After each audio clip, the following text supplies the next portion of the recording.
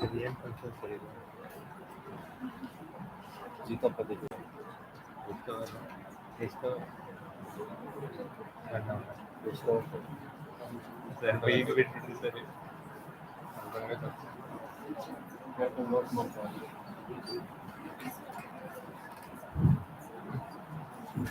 A very good morning to everyone who's present over here. I'm Kavya from 3rd BA LLB, and on behalf of KLE Society's Law College, I'd like to welcome you all to this special lecture on Bonded Labor System Abolition Act 1976 Issues and New Challenges. Welcome everyone.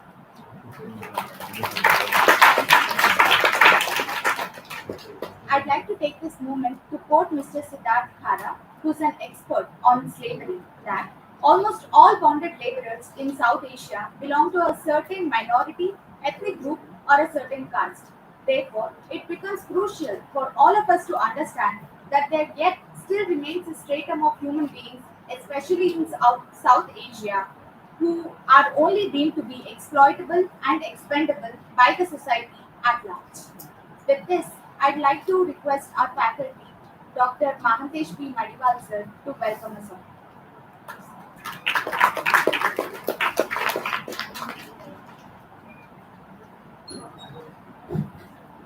Good morning, everyone. Respected today's chief guest, beloved principal, IPC coordinator, and vice principal, faculty members, and dear students. So it is my pleasure to welcome today's guest, Dr. Kiran Kamal Prasad, Jeevika Foundation, Bengaluru. So I will give the brief introduction about the today's guest. Sir has completed MA in Sociology, Social Anthropology, Master degree from Karnataka University, Dharwad, and also he fought for upliftment of Siddhi community in that particular region, and also Sir was succeeded to give the ST community for that Siddhi community, Siddhi people. Then studied Doctor of Philosophy from Harbi University, and he is the founder of Swara Jeevika Music Concert, and also founder of Kalotsava Unprivileged Art Festival, and Honorable Secretary at Karnataka Jeetadalu Mukti Krishi Karmikara Vakuta, and Chief Secretary of Vimukti Trust, and founder Vidya Kranti Rural Academic Coaching Education Revolution, founder Janajanita Ranga Playback Troupe, and also founder Akshara Kranti Literary Revolution. So this is a brief introduction about the today's guest.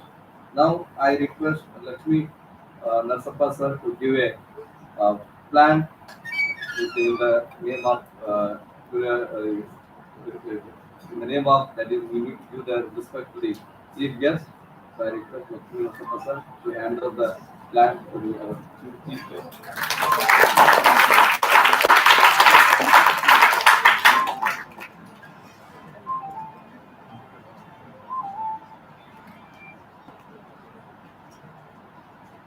So I also take this opportunity to welcome our all the faculty members and students also.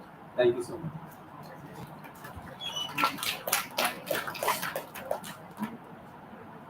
Thank you, sir.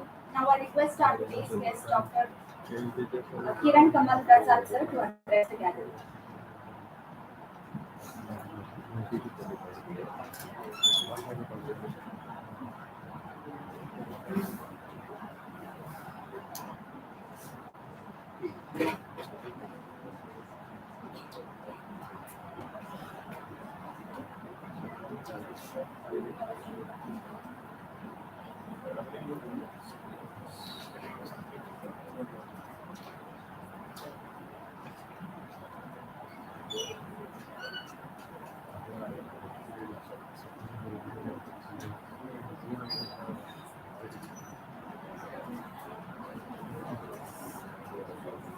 भैया ना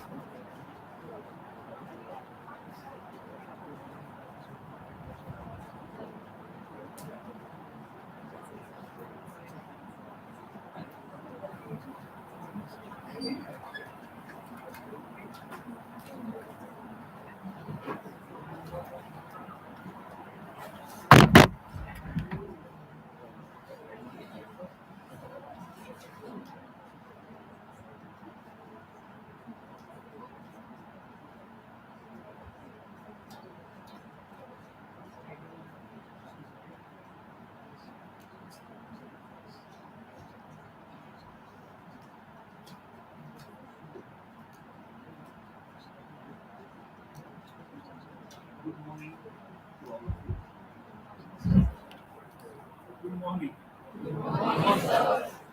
I first of all, good morning. Is it?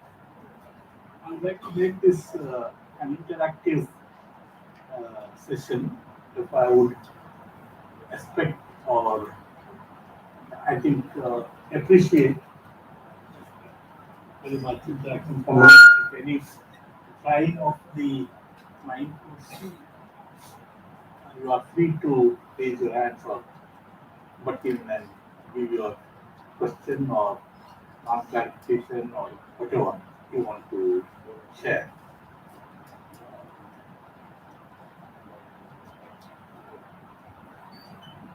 I make a presumption, I think bonded labor act, though you are law students, you may not be very much aware of this act and its contents. Is it true? And there may be exceptions, but in general, because in the National Law School, and I was interacting with the students, they said there are certain topics are pseudo subjects which are not important or which doesn't help in the career or whatever. I think modern labor would be among the labor laws also. It's an act which need not be paid that much attention. That is about the act.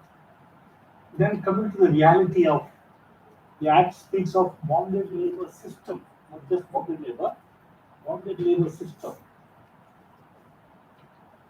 Is anyone coming from rural areas or mainly from towns? Are you aware of the bonded labor system existing around us? And only one hand I see. Only that much? One. Please, who are aware of bonded labor system? Yeah, few at least.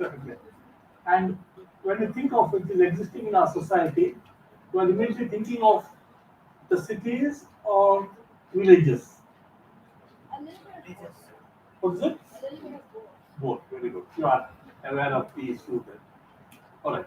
Now, because of that, otherwise I would not have spent so much time on this. Therefore, I will make spend some time in explaining what this act is about and what are its contents.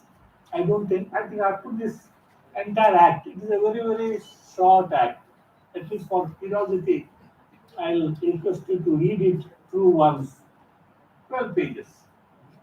It doesn't take much time. And all that content is this in one page. I think we have on the sheets of you have individual sheets. Have you gone through it, or if you have, then please take it out.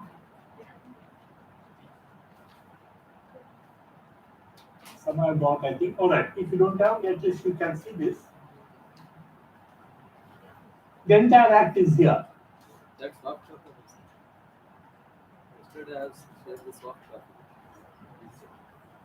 Soft copies that you have. It is a short act, page-wise, 12 pages, or depending on the print, whatever could be the number of years.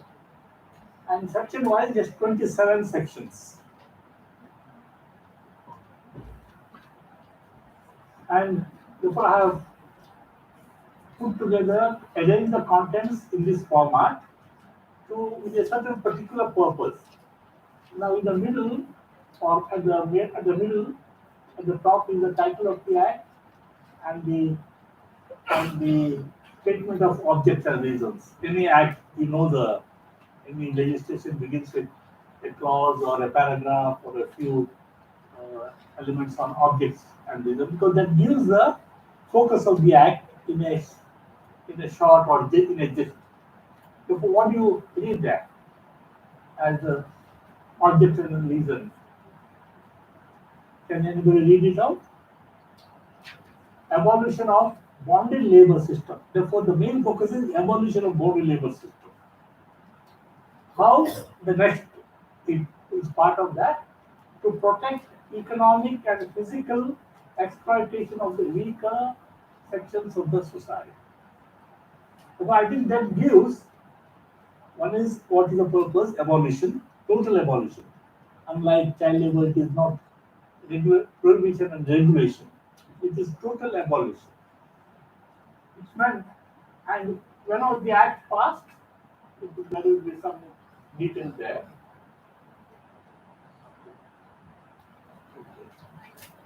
When was it passed?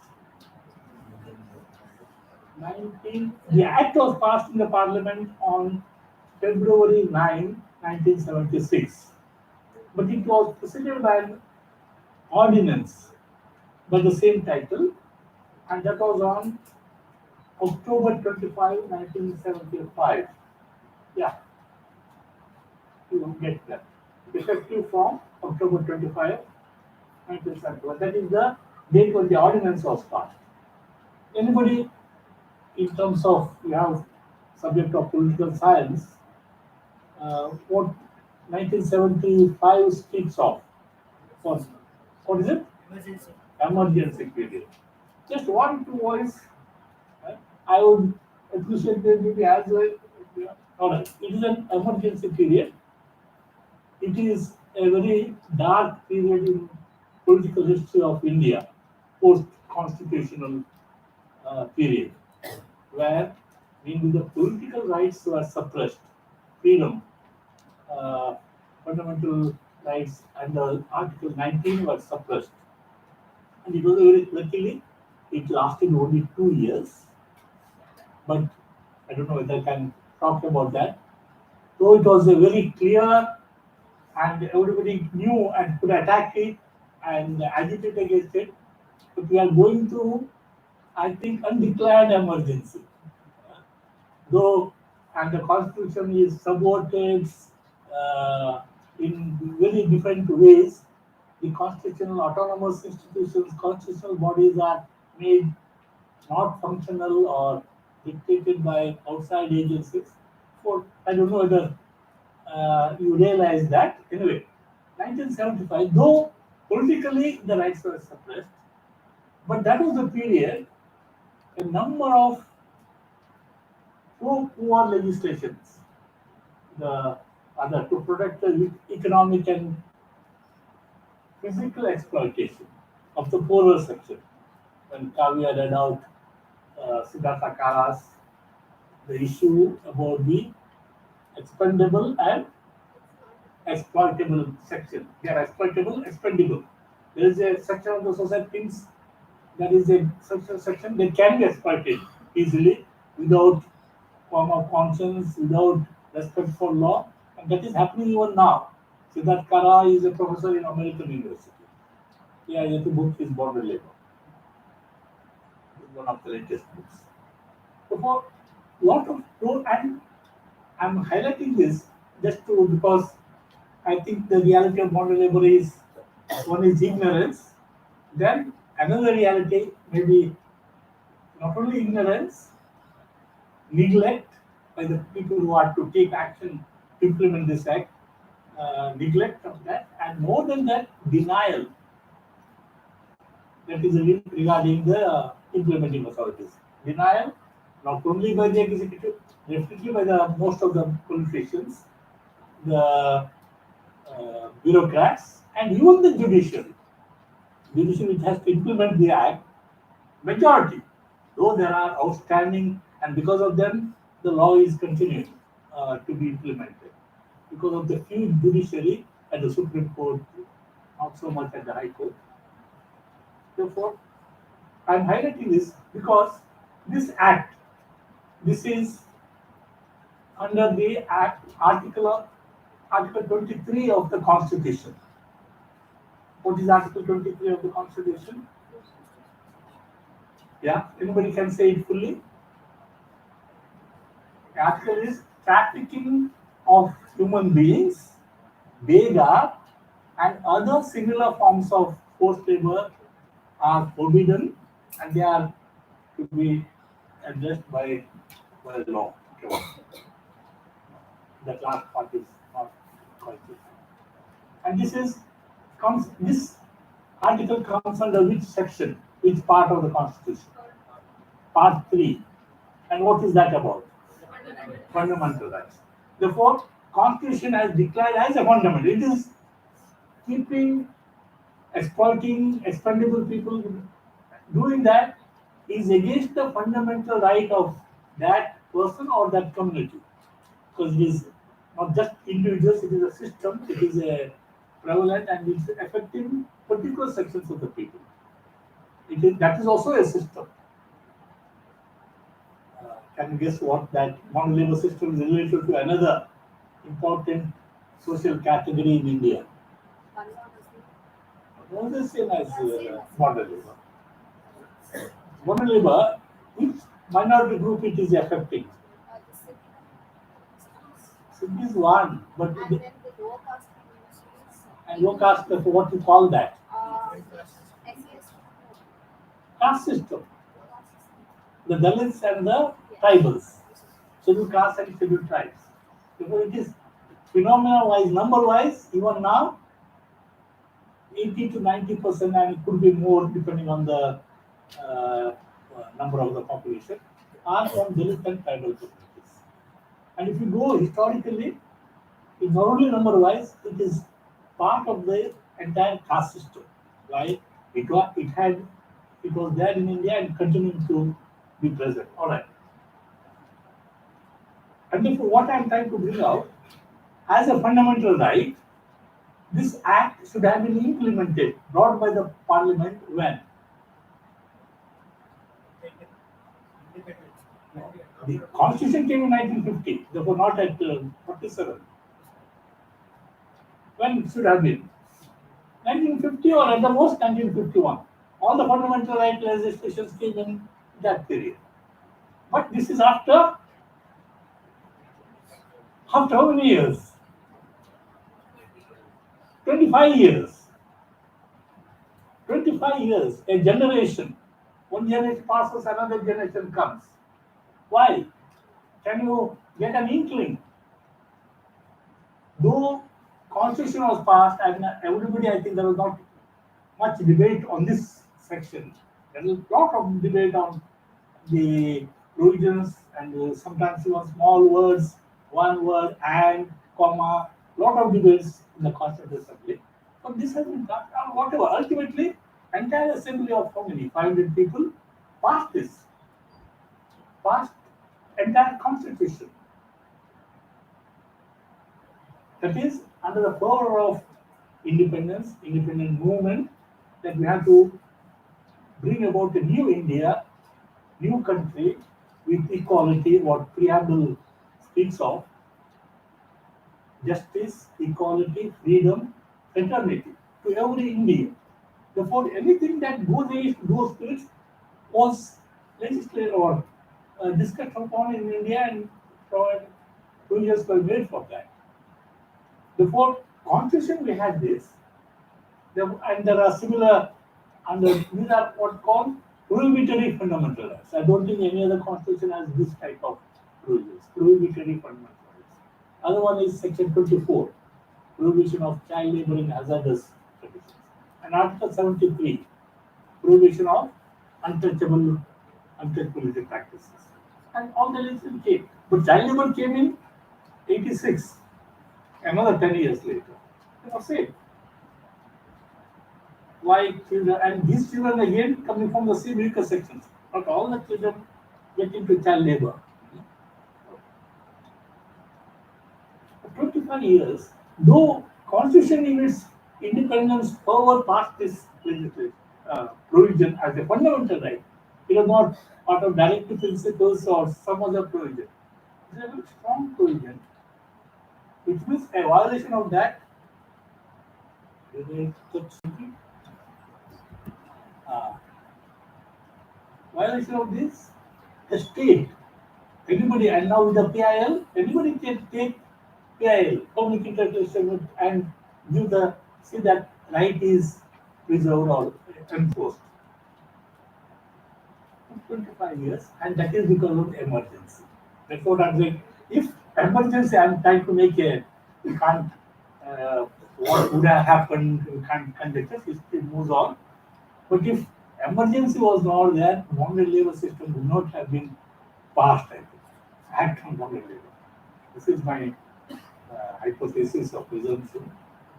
Because after the act also, it has not been implemented. It has been implemented on some pressures when individuals, groups, sometimes under pressure of judiciary or some very, very sensitive officers or even politicians who have taken action, the legislation is being implemented. Otherwise, and this is the culture of denial.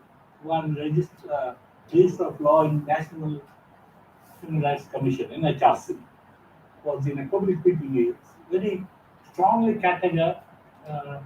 stigmatized the government agencies for this prevalent, widespread culture of denial why the act is not implemented. All right, I think I'm going into two details. All right, and the other things are very clear.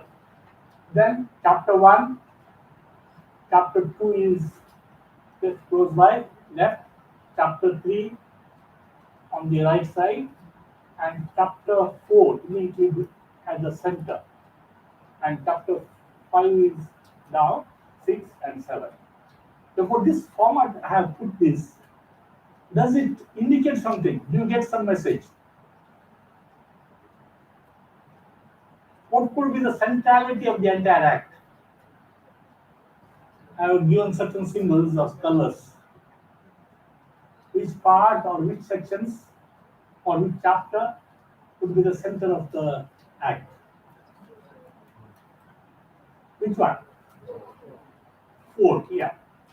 Chapter 1 is any act will have those title, definitions, overriding effect. Bond Labor System Act has an overriding effect every other act, even on criminal procedure code. So this is a very strong provision. Then another strong provision we have section 15. The burden of proof is on the creditor, on the keeper, on the master of the bond. All right. Now we come. Chapter 4 is important because now the functions, the act doesn't use this. Whatever the entire act can be summarized into 4 sections, four functions: identification of bonded labor, 2, release of the bonded labor, 3, rehabilitation of the bonded labor, and 4, prosecution. This entire act can be, these are the 4 things. The identification, release, and rehabilitation is dealt with 10, 11, 12 in chapter 4. Then little bit, or also vigilance committees, it comes under chapter 5, section 3, 13 and 14 at the district level and at the sub-regional level. Therefore, the importance of, though it is, now we come to, therefore once you see this, is it a welfare legislation or a criminal legislation? What do you think? Criminal. It can be seen as a duality of both. But the focus is what? So when we talk about the first 2 aspects of the act that you've stated, it speaks more about identification, which is sort of a criminal aspect to it. But then the rehabilitation and then like the rehabilitation in society seems more civil in nature. So that's why What is civil in nature? the rehabilitation. Rehabilitation. Yes. Release and rehab. Yes. Release also could be criminal sort of identification. Exactly. They have a dual feature of both. You are saying identification as a criminal, that is in terms of police have to do the investigation, FIR investigation and complaint, FIR charge sheet, then investigation charge sheet. The procedure. That way. Yes. But if you see this, even identification, release, and then we come to later prosecution. Any other, only there was one voice criminal, and I said both ways. Criminal because it is cognizable offense. It is a cognizable. Yes, it comes under section 21, chapter 6, towards the end. See, I am speaking about the entire focus. If criminal, your section 21 was important, so that you go first on the top, or immediately prosecution be there. Is a cognizable, it should have been declared upfront. But in that, almost towards the end, and just put one clause, section 21, over. Prosecution is more with section 21. But everything else is the rest. And every labor legislation, every offense, every whatever, there is a punishment provision. Labor legislation has a punishment provision. But in a labor legislation or when a labor violation, it is a tripartite body when offense is dealt with the trade union, the owners, the factories, and the government. And nowhere, though the penal provisions are there, the trade unions would not agitate for punishing the master, closing the factory, except under grave situations where human rights are violated. Otherwise, they want their economic or whatever benefits, bonus, hours, whatever conditions of work, increase of salaries, wages, isn't it? So they're not thinking first of or closing the factories as a first step. Close, then you deprive the sources of work. What is the use? You get it. Therefore, again, what is the focus of the entire act? Welfare legislation. Because we need object and reason to protect the economic, physical exploitation of the weaker sections of the people. It doesn't say abolition is done by prosecution. It doesn't come there. The prosecution is there.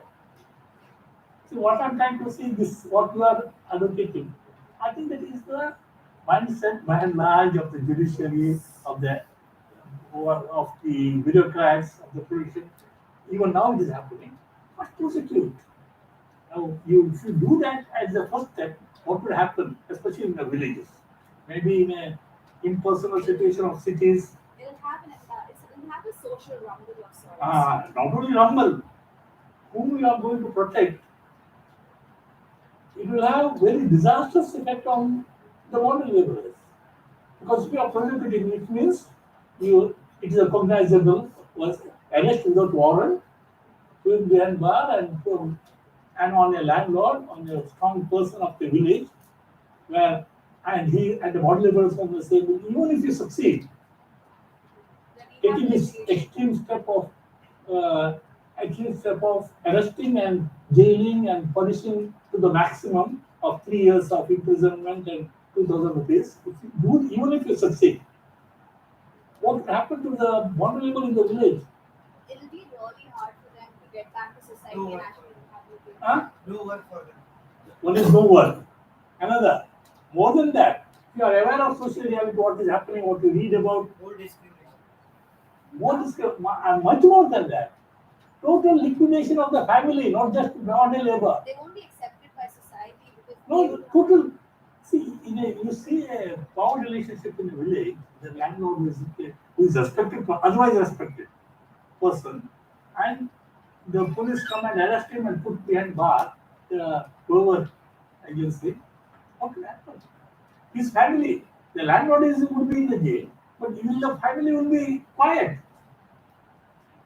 The extreme, and that will be the almost irrevocable total liquidation of the Not just defining the work, not just discrimination or whatever. Liquidation, killing, whatever. I don't know. And it is not. I'm not talking something strange things which is we hear about, read about in the papers even now. Such a small violation of caste norms now with intermarriage without any consequence, they are just brushed aside, killed to clear language. Therefore, politics, yeah,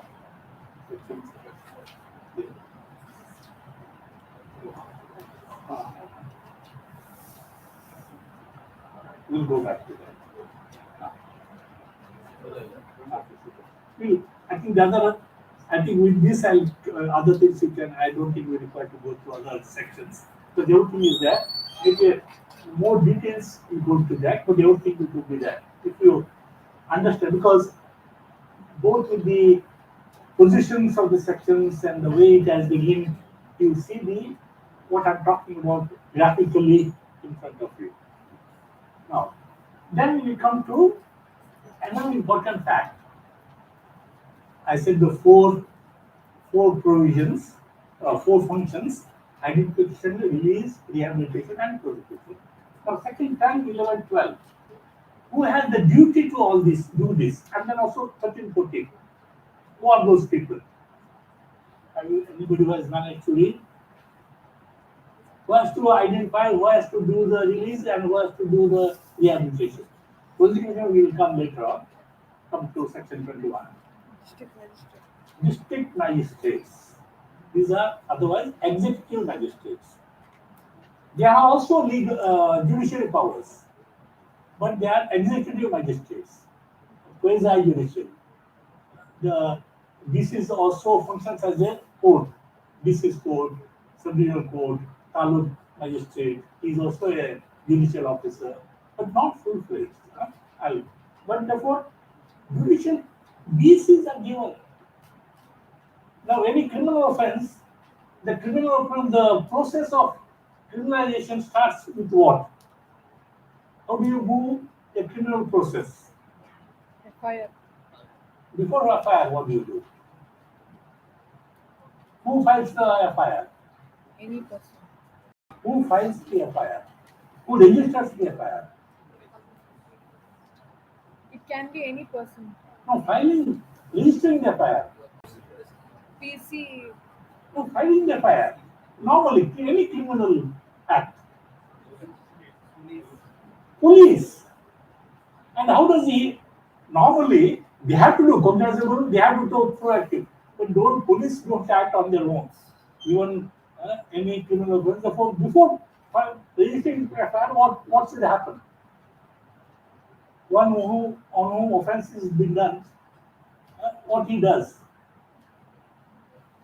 Files a complaint to the police. If the complaint is not going there, no criminal process will take place. Though they are mandated to take their own cognizable offense. They have to. There may be some extreme cases, murder and public outcry, then they will take action. But even that, if not brought to their notice, they will not do anything. Therefore, criminal process should start with a complaint to the police. Police files, registers the FIR, then makes an investigation, and then up to 60 to 90 days there is something, and then finally charge sheet is filed, and the court takes up. And here it is bailable. Normally, it is cognizable, bailable. There are certain offenses non-bailable, but even there, bail can be got as a practice. Now, you see this. Right from complaint, therefore, not to the police. Complaint to the DM.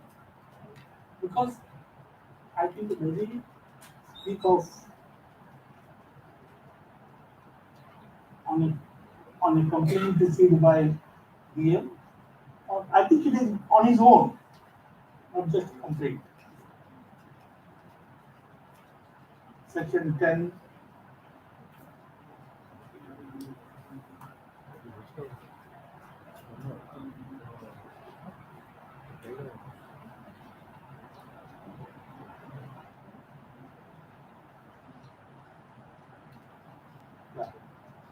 Section 12. That says after the commencement of the act, the DM has to inquire about it. Therefore, not only complain. Because even then, since it is the DM has to do the inquiry, not the police. Or a complaint should, though it is not specified, the procedure is not specified here. The DM has, the complaint has to go to the DM, not to the police. And police, because police are under the judiciary. If police makes an inquiry, it has to go to the court, not to the executive magistrate. See, these are few details. The entire, though it is a very small social legislation, small, but it's a very powerful, very unique. It has so many things which, if it is used effectively, fully, I think modern labor system should have been a thing of the past long back. So just because as law students we have conflicting opinions, or we don't have opinions, or we can't form opinions, the normal bureaucrats and even judiciary, then we'll come to later those why this is, and the politician, because you can expect that they are like that, but not the bureaucrats or the judiciary. These are given. Suppose he speaks that the DM is given all the powers, section 10, and the DM can specify any subordinate officer other her or him. Then 11, immediately it gives, see, why the welfare provision is very important. It is a welfare legislation.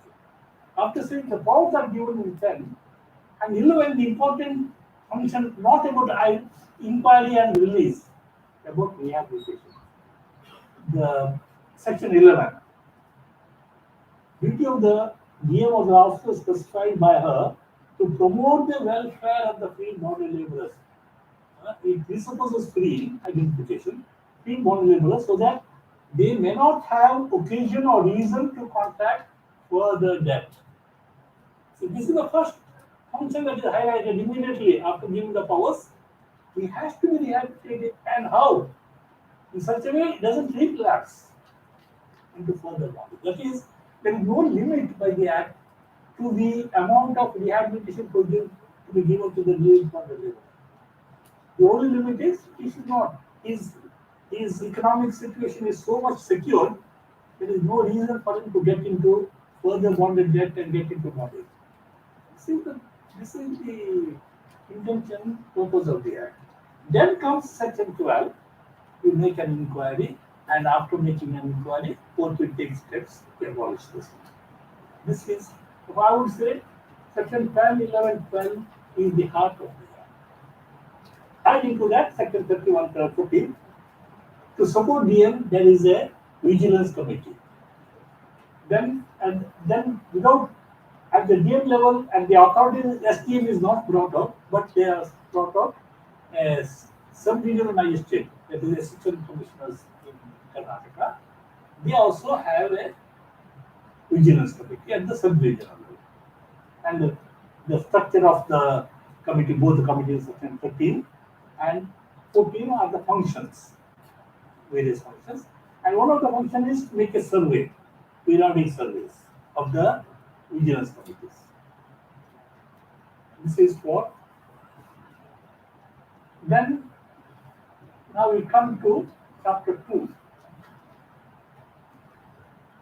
The fourth function shall we take, and maybe we will do it later. What is the result of this abolition? Immediately we will come in section 4 and 5. Bonded laborer stands free and discharged of any obligation to repay bonded debt. No advance can be made under Bonded Labor Act. No one can compel any person to render bonded labor. And then fifth one, not only person, any custom, any tradition, contract, agreement, other instrument rendered is valid and inoperative. Any custom. Then chapter 3, it goes into the various moving. Chapter 3, sections 6 to 9. Obligation to repay bonded debt is extinguished.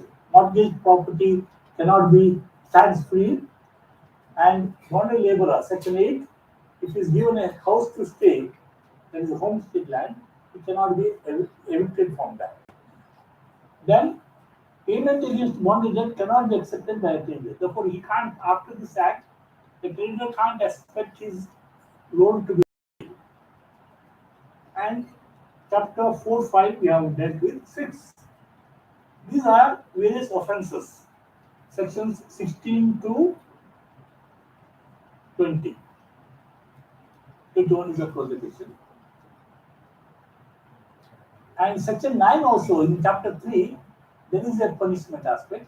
These are the offences: compelling, advancing, accepting payment against bonded debt, that is section 9, enforcing custom, whatever, towards bonded labor, failure to restore property to bonded labor, the mortgage property, and abetting, not only a person but who helps in enforcing bonded labor.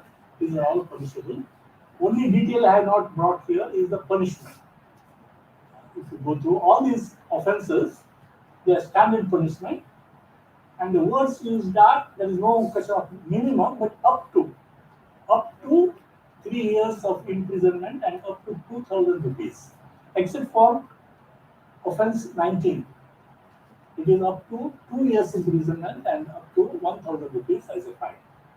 Section 9 comes under 3 also has the same punishment of 3 years jailing and 2,000 rupees. Now we come to the important prosecution section, section 21. Now, while here also, it is the executive magistrate.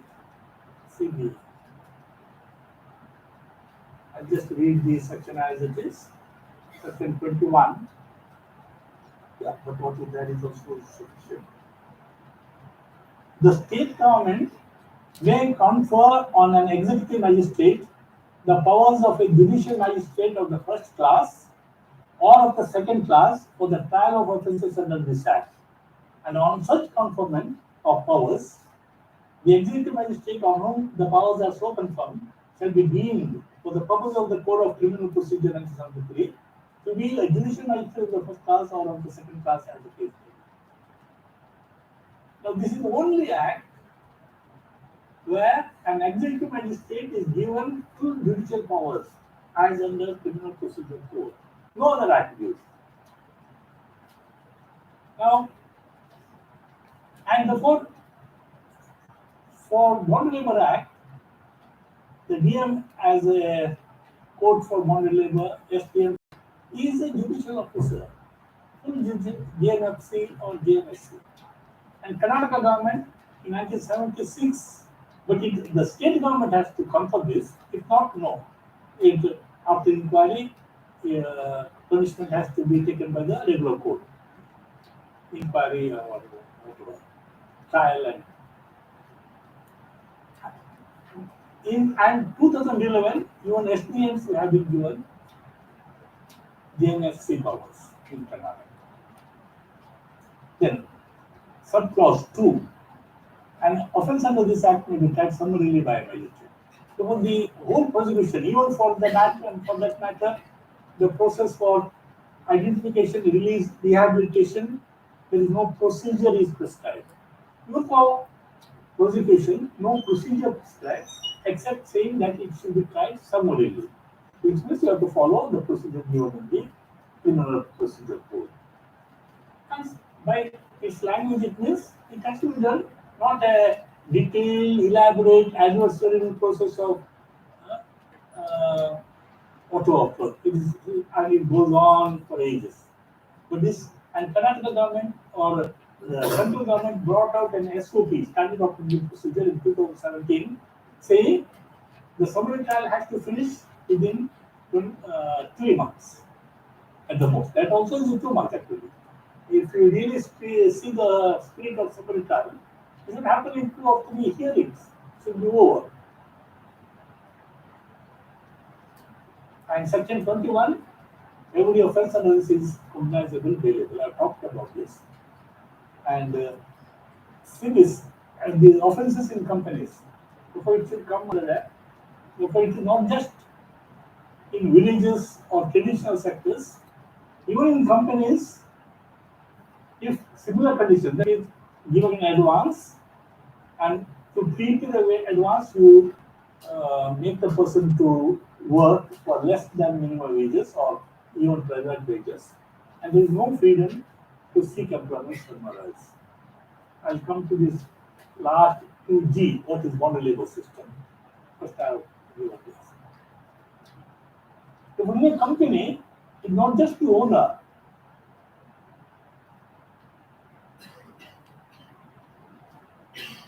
The person who is in charge of the whatever setup and then the company, both are to be prohibited.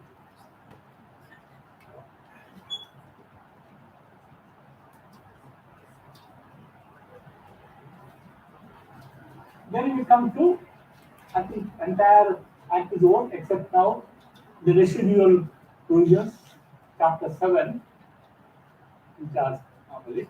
Therefore, in normal course of no judicial action can be taken on the officer taking action on the Border Labor Act, and then normal regular course, civil courts are barred taking any action.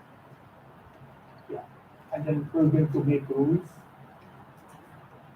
Only central government can make the rules, section 26. See the entire act, and important detail, that is any act will have section 2 which gives the definitions. Now in that there are many definitions.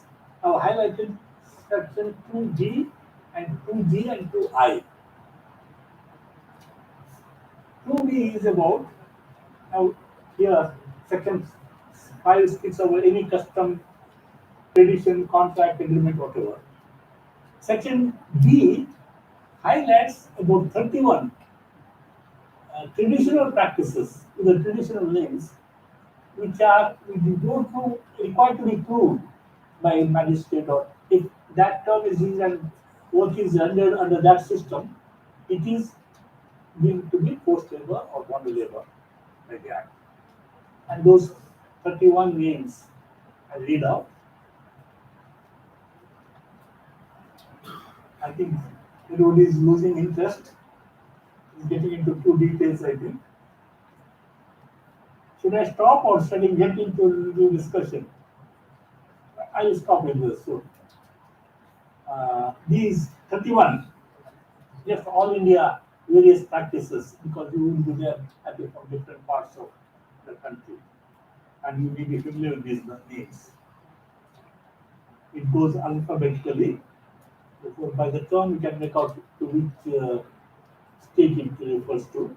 Adiyama, Baramasiya, Vasaiya, Betu, Bagela, Chirumar, Garu, Galu, Hali, Hari, Harwai, Holia, Jana, Jita, Karnataka and Telugu. Jita, Kamiya, Kundit Mundit, Kutiya, Lakhari, Munji, Mat, Munish system, Neet Mazur, Paleru, Padiyal, Panai Lal, Sagri, Sanji, Sanjawar, Sevak, Sevakiya, Seri, Vetti. These are 31. Now, important definition is section 2G. What is bonded labor system? Then I'll finish that to section 2I. It is what is nominal wage. Nominal wage is any wage which is below minimum wages or below the prevalent wages. That's what nominal wage is. We'll go spend some time on this, the functions of the general committees. I think we will keep quite quickly. Section 2G. Now, bonded labor system is a forced labor. Now, forced labor is not defined here, neither in the Constitution, because by I think 1935, 39, we have the ILO Convention on Forced Labor, where definition is given of forced labor. That is, forced labor where labor or service rendered against one's will and under threat of punishment. These are the two main elements. Now we will come to under the against one's will, because we come to here that first anyway it is a model, it is a forced labor system, fully forced or partly forced. It is a debtor enters or is presumed to have entered into an agreement with the creditor. Now agreement means he agrees to, that means willingly submits to. Whereas forced labor definition of the ILO would say it is against one's will, involuntary. You are forced to do it. That is what we understand by forced labor and punishment. But here, the debtor enters into an agreement, and normally it is. And normally, in Karnataka and Andhra Pradesh, Ugadi is the traditional beginning of the year. Ugadi we are familiar. Beginning of the year, therefore all the customs, all the starts with here. At the end, at the time of the Ugadi, the entire year's reckoning happens. The debts that are taken, how much has been paid, has it been repaid fully, all that, and then whether it continues another year or more, all that will be calculated at the time of Ugadi. Therefore, it is an agreement. Therefore, when the act was passed, a lot of landlords went to the Supreme Court to be fixed. Then voluntarily, it doesn't come under forced labor. Therefore, it can't be accepted. Then Supreme Court judgment in 1982, Asian workers case, famous judgment by P.N. Bhagavati, where the Asian workers were not given minimum wages. The main focus was minimum wages. It was not forced labor or bonded labor. But while dealing with minimum wages, lack of payment of minimum wages, it dealt with the force. What is force? And I think what P.N. Bhagavati, that 19 Asian workers case, which is exactly it is, I think, a contribution to international jurisprudence in terms of labor law, that force, even if a person has willingly agreed to work for below minimum wages, the force is not just physical or legal compulsion, but due to the economic distress situation, and the person is, because of that, he agrees to work for less than minimum wages or for nominal wages, that should be considered as force. Therefore, one of the arguments for the bureaucrats, or he's willingly, he has come, and most of the modern laborers on their own, no landlords now, at least now, goes and captures and forces him, puts under locked doors or gates. That also happens, but that is very rarely, like the paper cutting that we have kept in enclosure. But the modern labor himself goes and asks for the money. Well, when does it, modern labor, forced labor is there, when he agrees to get into model. But Supreme Court has clearly said, though he has willingly done it, but because of his, otherwise normally he would not have done it. When minimum wages are available, and that is the law, and that there is also ignorance of minimum wages, equal wages, that is not implemented. If he agrees to work for that itself is an economic compulsion, not just physical, legal compulsion is a force which is normally understood what call it, in civil discourse or internationally in legal discourse. But in India, economic compulsion making one to work for minimum wages should be considered forced labor, therefore is bond labor, therefore it is a forced labor and comes under Article 23 of the Constitution. Okay? Now I think other details. The agreement, why the agreement has been entered into, there are about 5 reasons. Any one could be there. One, advance that is received, or any other economic benefit, customary obligation we have talked about, hereditary obligation from the father to the son or daughter, birth in a caste or property, any of these five. Then what should be the conditions of that? 4 conditions, and any one. Normally payment of labor by oneself or anybody on that who is dependent on that person, for a specified or unspecified period and for no wage or nominal wage. Now, this specified, unspecified. Now, there is another notion in our head with the bureaucrats. If it is 1 day or 1 year, and they, even if it is not bonded labor, it should be lifelong, intergeneration, then only bonded labor. Very clearly, if it is even for an hour, it should be bonded labor. But normally, don't do that. Specified or and no freedom of employment. If anybody offers more wages, he can't go and say I'll work for him and then repay your debt. No, you have to repay and then go. No freedom of movement. Now, especially in a village situation, if in the same village, he'll work entire day at 10 o'clock night, come back at home, sleep, and early morning 5 o'clock, go forward. So quite a few of the bureaucrats argue, but there is a movement. He goes home and comes back. Why is compulsion? But that also has been clarified, but that clarification judgments don't reach even the judiciary. No right to sell one's product of labor. Therefore, what you have worked is entirely for the market. Even a surety for bonded labor should be bonded labor. Then other workmen under Contract Labor Act, Industry Management, they also should be. And companies, yeah. I think this is for the entire act. I think no more is required to be. I won't go into the details of the other slides. Any questions? Or any other inputs or any thoughts to share? So, so you said if he go home and come back, uh, he, will he be considered as a bonded labor? Because Yeah, you're complete. yes, sir, because bonded labor means he has to stay in the zamindar or the landlord home. He's there at the beck and call of that person. Normally it happens. He's there, he works all the time. Whenever he works, he can't escape that. But at night, he comes and goes back without any disregard to the obligation of working. So my question is whether if he go home and come back, will he be considered as a bonded Yes, labor? it's always.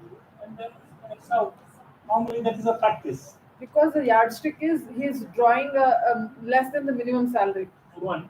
And again, these would be all the four criteria need not be. Any one of the four. Another way to interpret. Normally that would be in advance and you repay by labor for less than wage and you can get employment anywhere else. That one is enough. Lack of minimum is enough. But that's quite a few people argue the mere fact that minimum wages are not paid, it is bonded labor. But normally, then 92 or 93% of informal labor or should be bonded labor. We don't argue for that. With that lack of knowledge, there is a compulsion not to go away till the advance is repaid or whatever obligation is. Therefore, I think any one should be sufficient. Therefore, even if you quickly understand the freedom of movement, therefore that is not a important. Any one should be enough. Consider bonded labor. That also should be explained. Therefore, when there is advance and he has no minimum wages and he has to work there, he can't escape. And he goes home and comes back. So I think you can understand the entirety of that. That it doesn't go against that it is a bonded labor system. Yes, sir. Adding to that, some customary bonded labor, sir. That, Now I'll come to customary. Because that they will go back to home and they will once again come back to that working places. That liberty is there, but due to that customary practice, so it amounts to a bonded labor. Another, my question here is with respect to the rehabilitation, sir. Yeah. Because the act has been passed in the time of the 1976, and now still also we are fighting these bonded labors in Karnataka, not only Karnataka, in different parts of the other states. Maybe there is some the problems with respect to the rehabilitation, proper arrest and punishments are there. So kindly light on that area, sir. What was the last point you made? That with respect to the that rehabilitation, arresting the persons and punishment provisions. So Therefore, what you are supposing is there is no arrest and no punishment, therefore forced labor continues. yes, because only the police authorities, they will, if any information comes from the local authorities, from Gram Panchayats or it may be the committees are there. So they will giving the intimation regarding to the bonded laborness in that particular area, and police persons are going there and arresting that person who is the culprit. But later on, what happens? Uh, the punishment, the proceedings in the court. So somewhere it will be stopped. So once again, whatever the bonded the laborers are there, so they will go back to home, and once again they will comes under the clutches of that bonded labor. There will be a chances are more. So that's why. So what are the steps we need to take? Yeah, I will come to that. But I will first deal with this traditional. Yes. Another set of the two-page to was handling this. Another document I want to. Which one? Another document that we teach at the. Yes. Yeah, but it doesn't go only this file. It navigates only this file. There's another document I put. Where?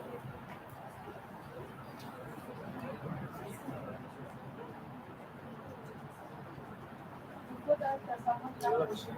Yeah, sure. It's more of a context. If you look at the section 10 and 11, we find out that the district magistrate has power to look into the bonded labor and implement the provisions accordingly. And in section 11, the district magistrate has to secure the economic rights of the bonded laborers. I feel that these discretionary powers which have been given to the executive magistrate might have been a little unreasonable, which is causing the lag in the implementation of the entire act. When you say unreasonable, Because it is kind of it is undefined. you can say undefined or too general, doesn't, but not unreasonable. He is asked to inquire, and when he finds one labor, and if he has seen one labor, he has to rehabilitate. Such a way, again, it is too general, doesn't specify. So when we come to certain why the one labor act is not implemented, what is the reason? One of it could be the act is too general. It doesn't get into specifics. Now, why did we have the acts are very specific, like income tax acts, we go into very minute details. There are also two general acts also. Doesn't get into procedural questions. Now here, I think Bond Labor Act doesn't get into the too general. Maybe why it is not implemented is because of that, not clear how to do about it. But if you have mandate to implement it, to rehabilitate bond labor, how? Because there are no limit, you do whatever you can. You have the power, you have the project. DM is ultimate authority on sanctioning the development projects even, not only law and order. This law, 3A. Yeah. I can do this. Yeah. Let's see. Yeah, one of the weaknesses of the act, one thing I said, it is very powerful. At the same time, it is too general, doesn't get into specific. Therefore, the bureaucrats say they can go away. If it was specified, then they know what is to be done. Because bureaucrat here has how many acts under him? He has to take action. I mean, 200 acts. Unless the case worker gives, between you do this, no DM will take, especially social actions, social evils, nobody will deal with. Unless it is handled, there are so many other issues to deal with, law and order, system maintaining protocols, and the back of the politicians. And then these social evils, you will take it up and let people agitate. Ultimately, any right is enforced only when you ask for it. Therefore, whatever may be the duties imposed on anybody, we will not give one just for the sake of it, unless he's a very conscientious officer. And that's why the provision agitating, sensitizing the officers, police, bureaucrats, judiciary. Suppose why training? Even the judiciary who are known, that's why in a court, if the judge doesn't know all the laws. It is why adversarial, when you put forward this particular, then he understands. That is the situation of the judges, or that is the system. Our judges, unlike the continental judicial system, where the jury takes proactive action. Adversarial, British and American, the judge is a neutral. Therefore, even the accused can bring out very, very strong arguments, and that succeeds. That's how criminals get scot free. Now, about the traditional, there was a last practice called vetti. Vetti in Kannada it is called bitti. Have you heard about it? Anybody from North Karnataka? Bitti chakri. You have heard about the practice in North Karnataka, bitti chakri? Very good. For which? Gulbarga is not so much, but very much from Kittur Karnataka, Dharwad, Belgaum, Gadag, Haveri. Gulbarga also is there. Gulbarga, Bida, Yadgiri, right? But compared to Kittur Karnataka, Kalyan Karnataka is much less. Now here you go to it, you have the soft copy. Now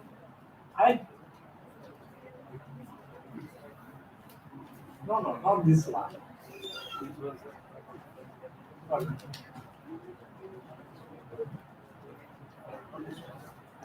What do you do? The last one. Five.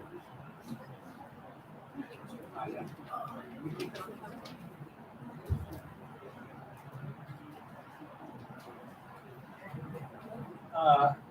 If there is time, I'll talk about how I go about addressing modern labor. Therefore, we had a presence in all the districts. In 2012, one activist from Belgaum Taluk, which is under Belgavi district, he brought out a custom saying that now the bond labor you said is 24 hours. He has to there fully, the whole labor is tied. That brings me to another question. Is it fully slavery or it is like slavery what it is? Has anybody thought about that? Forced labor, slavery, modern labor. Is it a slavery? Because United Nations defines modern labor as a contemporary form of modern labor. And now there is another term internationally used, modern slavery. There are interrelations between them, that is difference.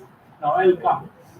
Now modern labor is almost entire labor is at the beck and call of it's almost 24 hours. Like in the villages, farms, there is no current at night. So the pumps are run at night. Current is not during the day, most of the part of the day, but available at night. The labor who is working the entire day can also have to run the pump and has to water the plants and water the plants. That doesn't mean that for morning he can sleep the whole day. He may be taking a nap for 1 or 2 hours, again works. So practically 12 to 16 hours a day he works. In between all that food breaks and rest breaks. Now this is a practice. Can you say what it is? What exactly? Working for free. Yeah, but that is the meaning of the term. But what is there in the villages? You know about what is there? They will pay rates at the end of the year. What? And then time. And morning usually they come to work and they go. Yeah, that is the important thing. The early morning, and here, now bond labor you find majority is Dalits, tribals in tribal pockets, but there are backward castes, very poor, even from upper Kashmir. I think in this, you see, there was just yesterday saw a video clip of this. There is somebody from Shetty, from South Canada, landlord community also was a bonded labor among the 19. These are very, very rare cases. A Lingayat or a landlord or a Brahmin. Brahmin almost no one, I think. Majority Dalits and tribals and backward caste. Whereas British Academy, which is not the whole day. Early morning get up, one person from a Dalit family, it is only the Dalits. And also one section of the Dalits, they're called left, not the right. In Bida, there are few that are from the right section. They go and clean the cow shed, clean whatever veranda, uh, uh, carry the cow down to the what's called pit, cow dung pit. That will go on depending on the number of the cattle, 1 hour to 2, 3 hours. Then comes and he will give them some either some breakfast or not so much breakfast, but coffee, tea or whatever left over food. Then he can go for work during the day to the same landlord or to somebody else. Then this is normally. This is every day. 365 days, whether you are sick, then somebody else in the family. You do this and then you do other things. But it's just then at the end of the year, they are not given cash. At the end of the year, they are given a bag of jowar. Not Karnataka, the millet is jowar. Here, ragi. By 1 or 2, depending on the number of cattle. That's it. Now, this is regular. Then, together with that, when there is a marriage, when there is a feast, when there is a funeral, death, the entire family has to be available for work on that day. They will be given maybe food, entire family will be given food. But all the cleaning of the this is part of it. Now, does it come under one relief? Now, what you spoke about, now there is freedom to go about not supposed to work 24 hours. Now, it looks like it's not one labor, just 2, 3 hours. And he's working also afterwards in the day. Then we understood that I did my doctorate was on this. I said, let me do it was a social psychological participatory observation. I stayed in the village, but not in a prolonged, like a 1 year period in the cities, but it was just a few weeks, months. And then wrote it. And then brought it out into a booklet and brought to the knowledge of the government and the principal secretary, Mr. Atik, that now he is the principal secretary of finance and the chief minister. He sent this notification saying that model Vicky factory is also abolished and action to be taken. It is a type of model labor and action to be taken under model labor system. That's what the entire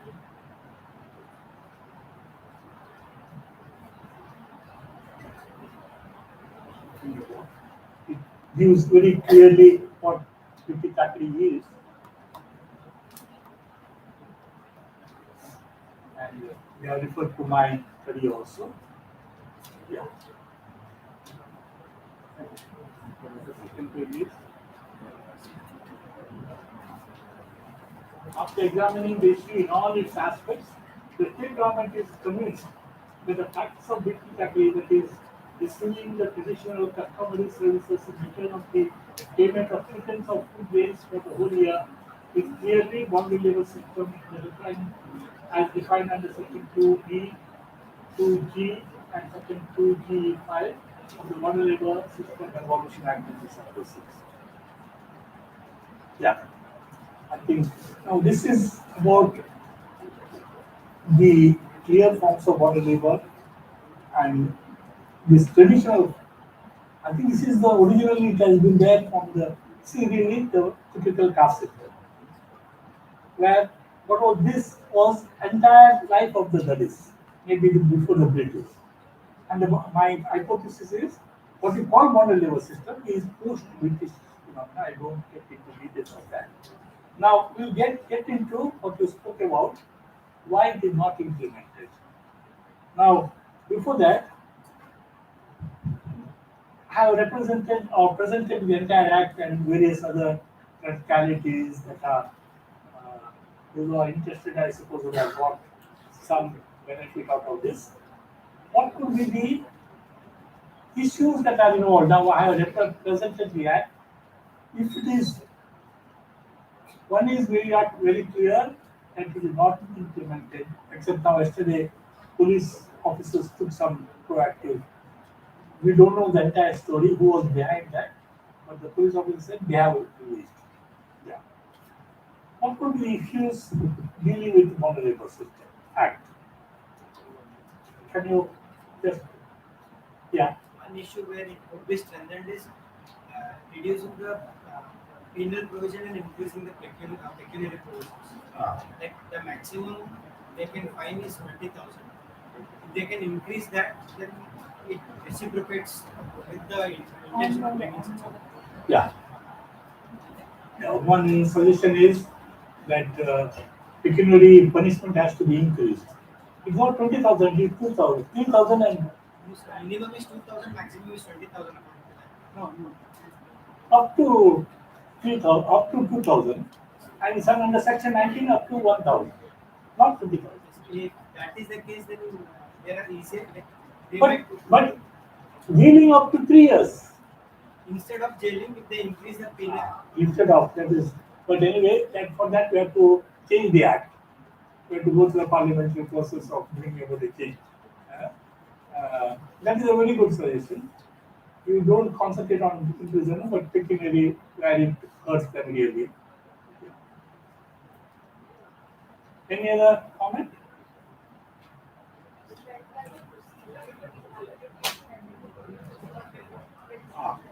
Yeah. Now, Senior is asking for the procedures for identification, release, and rehabilitation. Prohibition, I have already talked about, the assembly trial and so on. Now, one is section 10, 11, 12, talk about inquiry. And then section 14, one of the functions is making a periodic surveys. And Supreme Court judgment, there is a judgment on model labor 2012, October 15. We titled something like Tamil Nadu originated in the final judgment. It mandates every district magistrate and union territories in the states and union territories to conduct surveys every 3 years. But that is not implemented. There are no data, another issue. We don't have really how many bonded laborers are there. Are there figures with the government, with the non-government agencies? No, we don't have very clear statistics. Therefore, one is the apathy, neglect, then I would, please, I would expect that if you have anything to share, please share to the group. Otherwise, as a respect to the group, you should get out of the hall.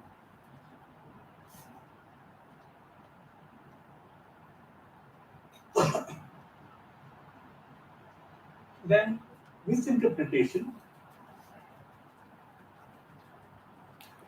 Like now, whether going home and doesn't, going home at night and coming back early morning doesn't, it is freedom of movement, therefore it's not bonded labor. Therefore it is just 1 year, therefore it's not bonded labor. A lot of misinterpretations. But, and then ambiguities, not clear, too general. These are all issues of the Bonded Labor Act. But given whatever that is there, because anything else, bring about a change, we have to go through Parliament, bring about another legislation. In one of the programs where one of the retired Supreme Court judge, Chief Justice, there was a number of agencies like Harshman at the time was arguing for, and even the definition is too general. I would say it is applies even now.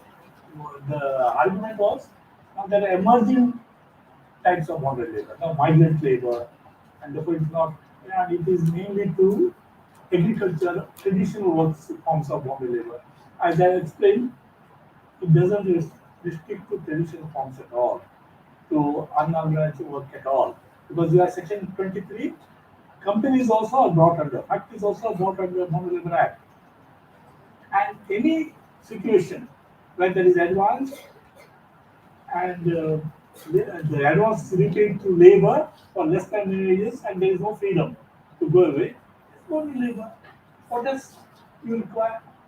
No other definitions you don't require now. Migrant labor coming from Odisha to working in Bengaluru for it is a different form of modern labor.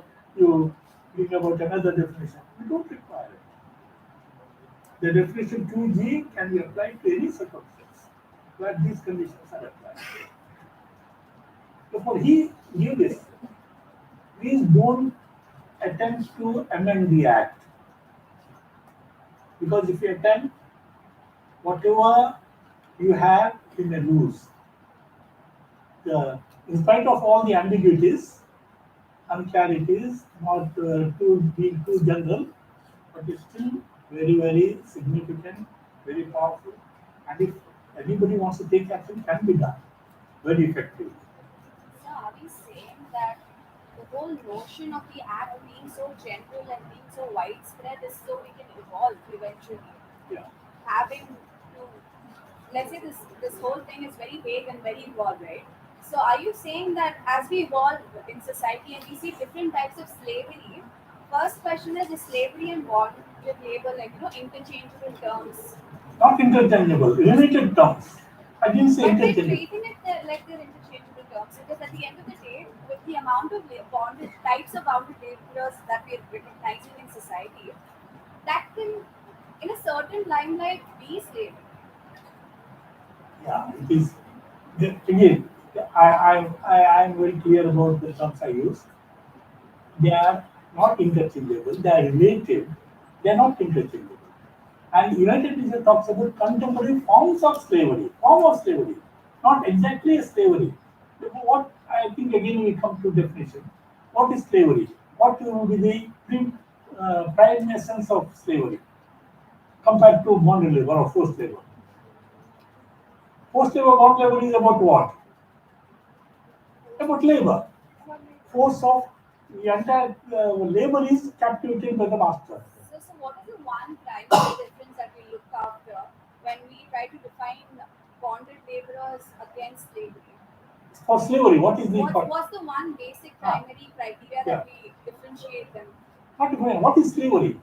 What is the notion of slavery? That's exactly it.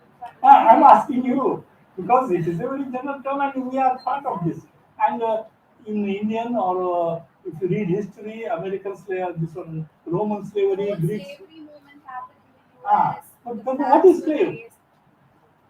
What is slave? When I primarily think about slavery, I think about working tirelessly without getting paid or without getting compensated. Working. But what is a slave? If you have read literature novels about Greek period, Roman period, what is that? Spartacus. I have read about that novel. Who is a slave? Who is this? Very good. Property. Like this book is my property. I can destroy, I can use it well, I can preserve it, or I can just throw it off.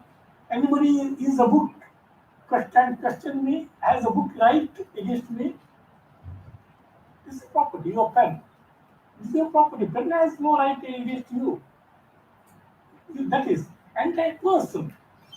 Modern labor is only labor. Therefore, all the rights of the modern labor are not really denied.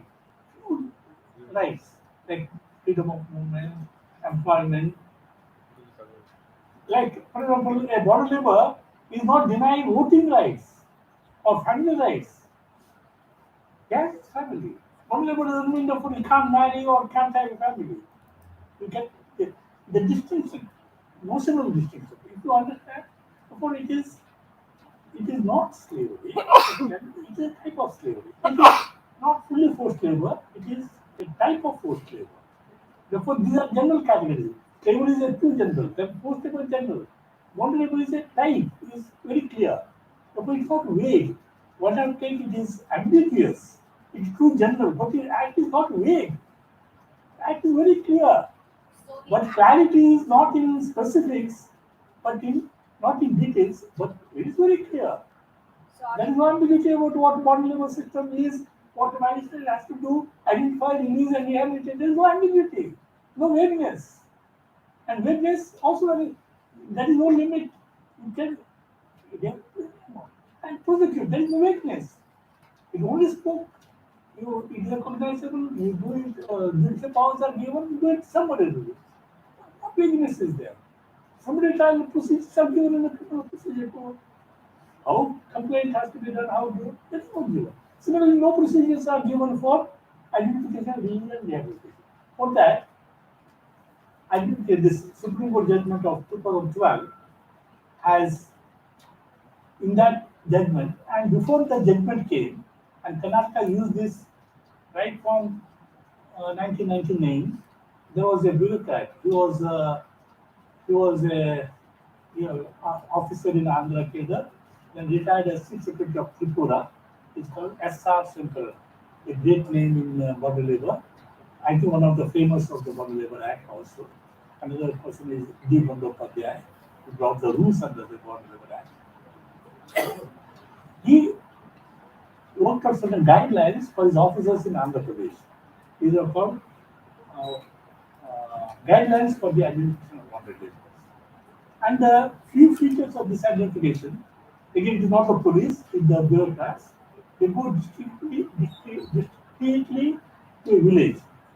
They don't sit, don't bring the border labor to inquire like the police do after complaint, unless it is murder and immediately rush to the spot or something. Other complaint, the police doesn't go to inquire. He makes the person to come and sit in front of him and then makes the inquiry, writes the FIR. But here, by these guidelines, the DM or whatever group, they go to a village and go to the Dalit section of the village or tribal section of the village. And another part of our caste reality is the Dalits are in a separate section. We fought for apartheid in South Africa, but how many villages are in India? 6 lakhs? 6 lakhs and all. Every village, even now, is an apartheid. Segregation. And we are not agitating against it. Nobody is agitated about that. We can't have integrated, not only villages, in the cities, certain metros only for Brahmins, and nobody else can come there. Jayanagar, Malleshwaram. Other people, if they say, well, it definitely will not be given a house for rent. And then, well, all right.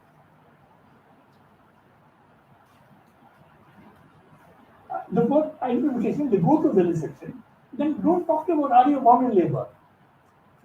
In fact, try to be friendly, put confidence in the border laborers, tell them about general things and that they are there to support them, build up confidence and come out.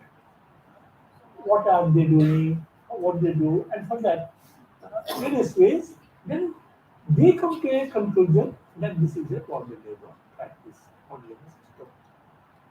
To confirm, last 2-3 questions he says, and in no way the inquiry should be done in front of the master. See, again, because of the part, like I think in first court now children or a girl who is atrocity is committed, you can't intervene in front of the perpetrator. Keep confidence and otherwise, before a powerful person or before a perpetrator, the victim can't speak up. Therefore, that approach, the bond level will build up confidence and never integrate before the officers do just the opposite. So the officer, the bureaucrats that go in, are they supposed to create more awareness, or they're just supposed to come to their own conclusion that these type of Create awareness, while creating awareness, also identify and come to the bond level, and then are they trying for the bonded labor to come to them after the awareness to like be like no, you make a decision there itself. If he is a DM or he is authority, and normally DMs or SPM, they don't go to the village. They'll send, the DM will ask the SPM, SPM will ask the Tasildar will ask the revenue inspector, the revenue inspector will ask the village accountant, and they will go and make the inquiry. Whatever. Whoever officers who does the inquiry has to follow this process. Then, I suppose, since they don't have the authority to release and rehabilitate, only DM has, or the officers prescribed by the DM, they have to report to the DM. PM working on the report, you can immediately say, yes, I am also have the confidence of the subordinate officers, they are bonded laborers, declare and release. And if is not sure that there is some what called problem in identification, they have not done properly. The guidelines of Karnataka says the SPM has to personally go and check the 8% of the cases of the bond laborers given. For example, if 100 bond laborers are given, 8%. 8 people go randomly and see whether the investigation was done properly. And when it comes to DN, 3% of the cases. Like this. These are certain procedures are there. Similarly, and the release is nothing else. Immediately while you identify you are satisfied, and it is done in a vigilance committee. The group decides, and that the structure of the vigilance committee is a statutory body. Only the DM is the official. Other 9 persons are non-officials or social workers, representatives of the SC communities, which if it is functions well, they can really bring the issue to the bureaucrats, to the DM's notice. But immediately issue the list. Then rehabilitation, though the Act doesn't specify, and Act came in 76, 78, centrally sponsored scheme for rehabilitation was put in place, which specified at that time, 1978, 4,000 rupees. Then at certain period it was 6,000 rupees. Then to 82, central government came out with a blueprint which said most of them are agricultural laborers. Land should be given, or non-land based, like cows, cattle, poultry, piggery, whatever. Then skills, like all these are specified. Then in 2010 it was raised to 10,000, 2020 to 20,000. Then 2016, now we have a very good scheme. It is called now Central Sector Rehabilitation Scheme. Both are short form is same, CSS, centrally sponsored and now Central Sector. Earlier scheme, that is up to when it was 20,000, the responsibility of both the central and the state, 50%, that is when it's 20,000, 10,000 from the state government, 10,000 from the central government. Now a new program, and that's also because of our pressure mainly. This 20,000 we are agitating to be raised to 2 lakhs, and then the state government after in a meeting with us, they said that as right now we need to 1 lakh. And the central government has brought a new scheme. According to that, the men should be given 1 lakh, women and children 2 lakhs, and then bond labor is in special circumstances 3 lakhs. And all that is totally from the central government. It is called monetary. Then see, this is called Central Sector Scheme of 2016. With that I think I will stop now. That is,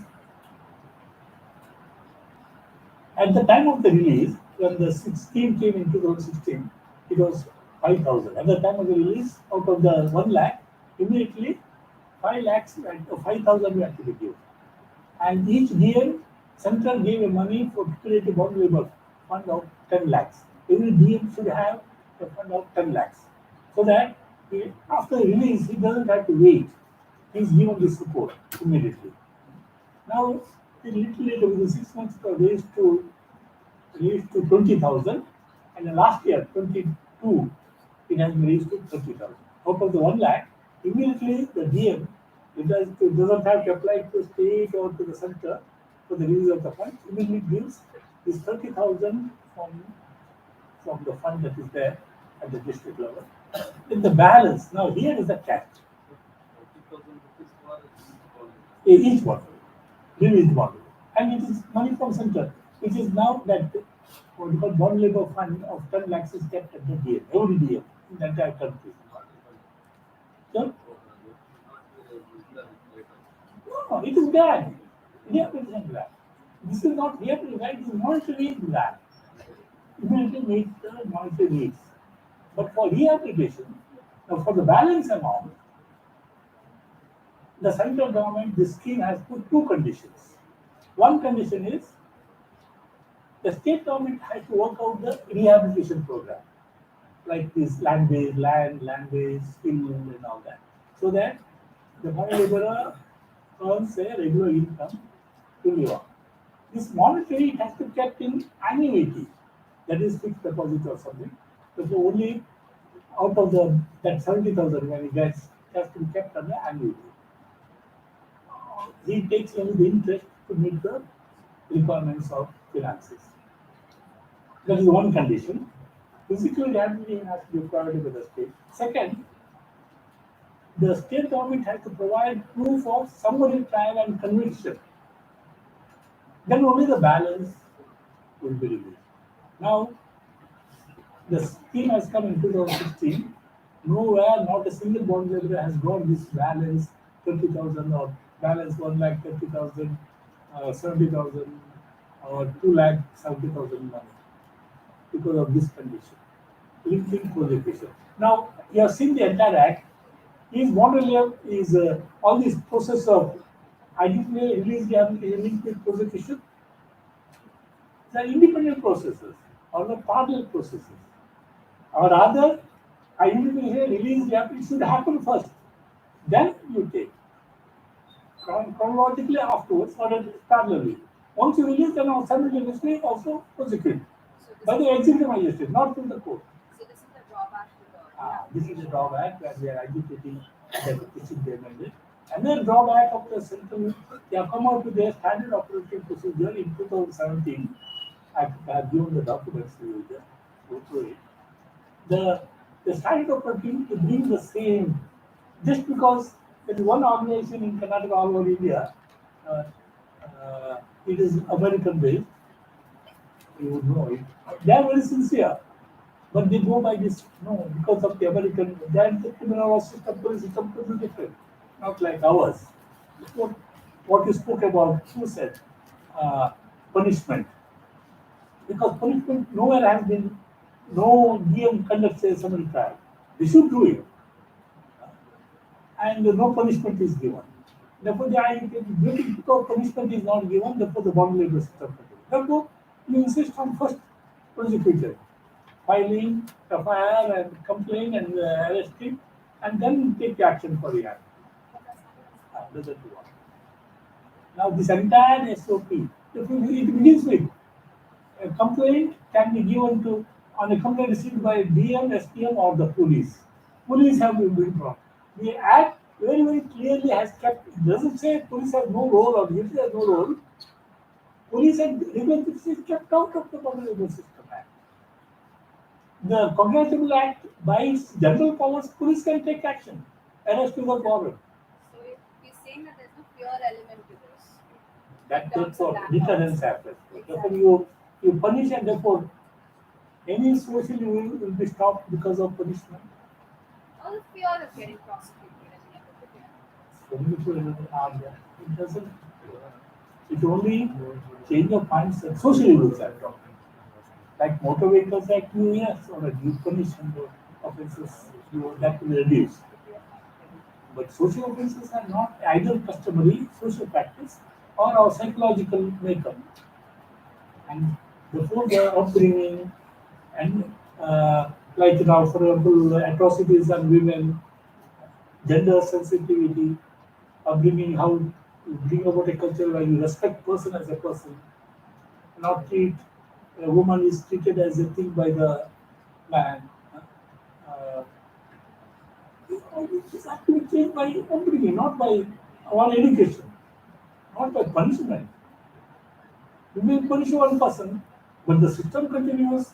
The thinking of the character continues that no, patriarchy is the norm. Women are supposed to be subservient to men, and men, every boy can take a girl for as his property. That attitude is not changing. How many boys you can punish, but he will stop. That's what I am saying. And this is a customary practice. So I think Ambedkar has a reference. All these are individual offences, what we call criminal law. These are They can be tackled only for individual offences. When the community is involved, social practice is involved, education is the right way, is not the right way. Community education, individual education, changing the mindset immediately. Therefore, now the other issue is just okay, and this was done by this pressure of the IGM at the central level. And Karnataka government has, in 2022, has sent a directive saying FIR has to be filed even before giving a review certificate. So I think I'll now will last 2-3 minutes. You have seen this case yesterday. It happened day before yesterday. We put it yesterday in the papers. What to make? You have read it? Now, will you cooperate with everybody? Let's this will stop. Hello, those are backbenchers. Backbenchers will mean that you can have liberty to talk among yourselves. But you have liberty to go out. There is no compulsion on that. Can you? All right, I don't say anything about it. What do you make out of this? Now with now the latest SOP and all I have brought out. What do you notice? Who has taken the action? What has happened? How it has happened?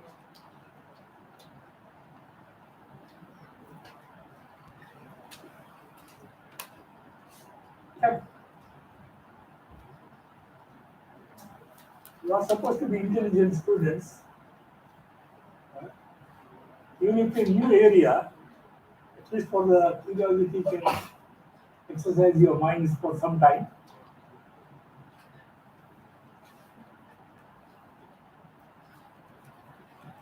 Even if you will not be interested after going out of the hall, at least within the hall you can exercise your mind on this. It will sharpen your analysis. Classic case of labor bondage. What is it? Classic case of labor bondage. There was an aspect of fencing them. There was an aspect of command. There was an aspect of giving us food, liquor, beverages. There is no detail. It is. But there's no wages. Yeah, there is no. It could be. Whatever is no wages or less than wages. Yeah, there are references to food, accommodation, and liquor, but there are also references to no wages being paid, which is a classic case of labor bondage. But they are given food. They were given food, but Also liquor. still doesn't really justify the wages. Yeah. But it is there's no doubt about it. It is a model labor case. I am asking about the process. What I talked about SOP and now who has done this? Who has rescued? They call it, see again, they have used rescue, isn't it? Rescue. Does the model labor talk about rescue? Rehabilitation. Yeah, before rehabilitation, release. Release, another term is used, free, but not free, rescue. You see, when the trafficking of human beings international protocol, so 2020, with that, not in Western country, India, when Siddharth Act came, the raid, rescue, repatriate, and rehabilitate in rehabilitation homes, that became a practice. And the same thing, raid, rescue, repatriate was used on model labor. But the Act doesn't speak about raid, rescue. Repatriate also talks about free, release, and rehabilitate. Here, rescue. And the SOP talks about rescue. And it is done clearly by the police. No DM is involved, no Prasad is involved, or executive officers are involved. Yeah. We are making the entire model labor a criminal process through these SOPs, through this particularly the agitations of the IGN. Are we using the word rescue because at the end of the day they were fenced and they were kept there? See, now I'll come to rescue, release. Release, one is that section 8. What does it say? Section 8 of the Act. If a model labor is given a place to live, he cannot be evicted from it. It is his place. Therefore, where does the rescue come then? Look at this. Then Justice Muralidharan is right now Chief Justice of Odisha High Court. He was in Delhi High Court. Then I think at the invitation of NHRC, he made a study and gave a report to the NHRC on freeing. He has this observation to make. Freeing doesn't mean rescuing, doesn't mean he doesn't use rescuing. Freeing doesn't mean freeing them and taking them away from the work situation. If they are working under bond labor conditions, freeing would be freeing them from unjust conditions of work. That is, making them work for 8 hours, giving proper wages. See that they have, because now these bond laborers came in search of work from Gulbarga, from Haveri, Bidar, whatever. They came in search of work. You still can take them back, and they were boarded by bus and taken to sent to Gulbarga or their places. And have you given them source of work? They'll get into bondage further. The best thing for the police, if he did that action, or the judge should have done, implement ask them landlord give minimum wages. And by the minimum wages, the back to minimum wages had to 10 times or 20 times. Section 10 of the Minimum Wages Act. Make them do that. What the other friend said, 20,000. And make the landlord give all this back. Make him do that. Instead of rescue and take him away, that would be a dignified way of rescuing. And if he says, and ask, make the master say, here afterwards, if you employ anybody, you make them work for 8 hours, give minimum wages, and if he's working more than regularly 8 hours work, like 10 hours, then give another 4 days, 4 hours wages. 4 time work, 4 time payment. That would have been proper rescue. And after doing that, he says, I know I would like to go. It is his freedom. But if you have succeeded in the master, here of course, otherwise this person, they said he's 3 times or 4 times he's doing it, or he has done it earlier, that Munesh. If you have not punished him in the right way, he'll continue to do this. Catch the hapless laborers in the station and bring and make it. Maybe pay bribe to the police. This police officers are honest, maybe. Or even bribe the local authority, executive authorities. And goes on notice, unreported. Yeah, this is what. Therefore, this question of be aware that lot of people talk about, especially even on sex work, prostitution as the ultimate. Now, where is that? That's a Supreme Court judgment that sex work has to be respected and given its justice. Yeah, I think I'll stop with this.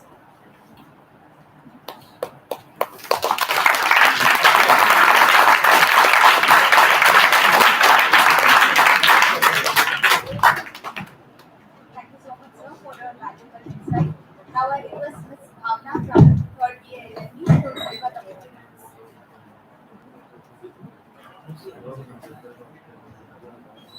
Whenever I hear anyone arguing for slavery, I feel a strong impulse to see it tried and enforced, agreeing with you. With this quote, I, Bhavna, 3rd BA LLB, convey my heartfelt gratitude to today's guest, Dr. Kiran Kamal Prasad, Jeevika Foundation, Bengaluru. I also convey my heartfelt gratitude to our beloved principal, Professor Dr. Mallikarjunaya JM, for his continuous support for organizing these programs. I also submit my heartfelt thanks to Professor Dr. Anita MJ, Vice President. And I also convey my heartfelt thanks to Dr. Manoj Kumar V. Hiraimat, IQAC Coordinator. I submit thanks to all the participants present here. Thank you.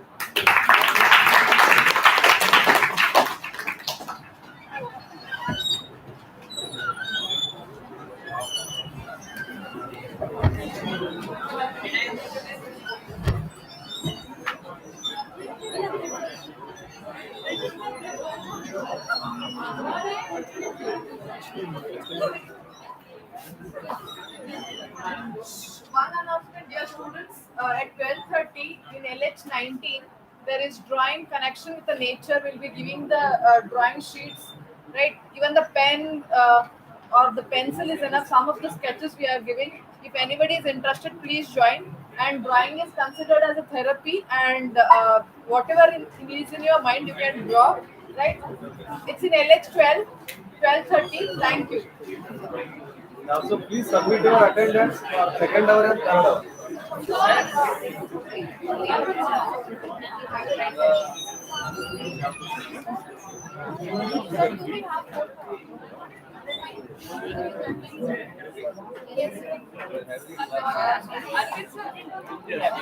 Attendance section B, no.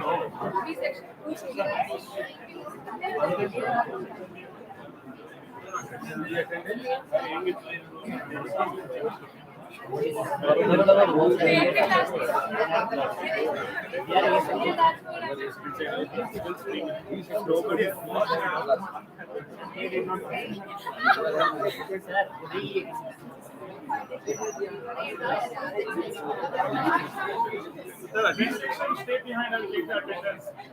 B section.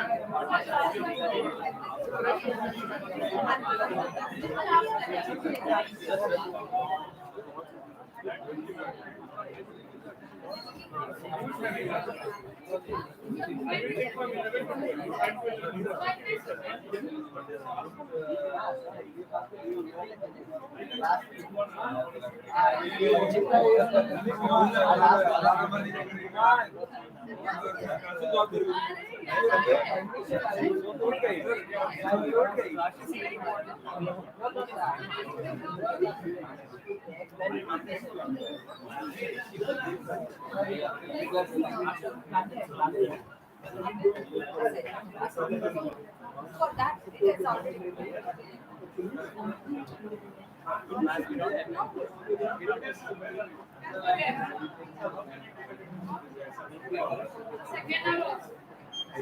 You are having another hour you can second hour is there.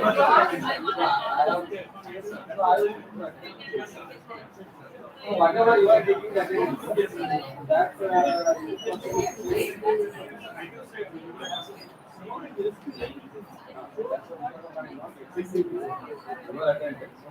least you can make a list of students.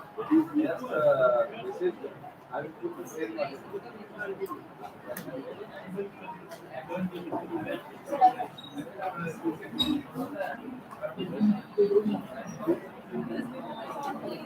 Spent more than 4 hours.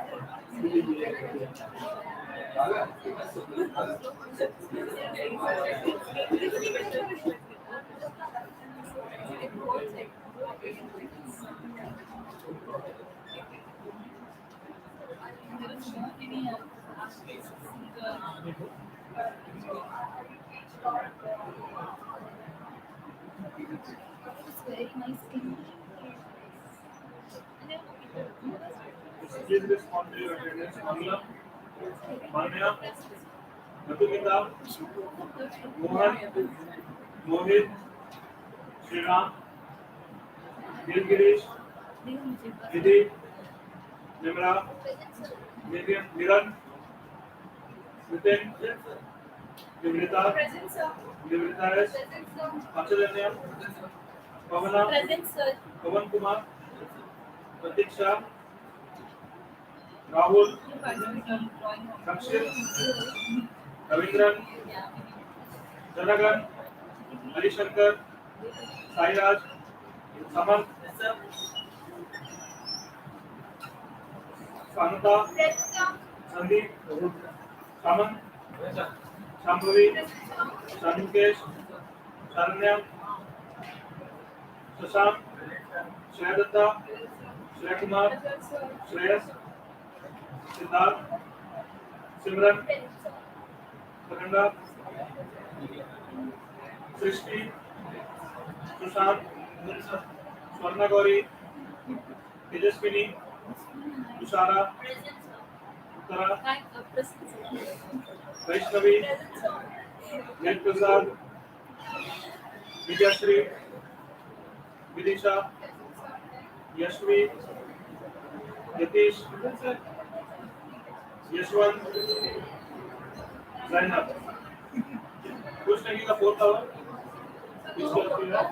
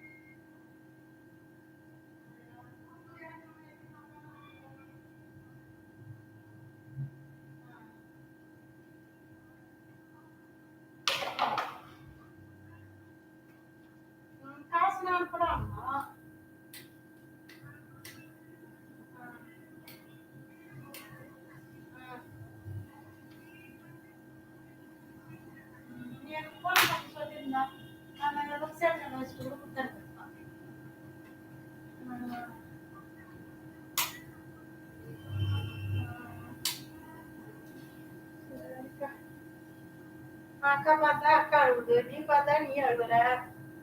ம். ஊருக்கு போயிட்டு இருந்தோம் தேவடியா. போயிட்டு எனக்கு ஒன்றும் செய்யல.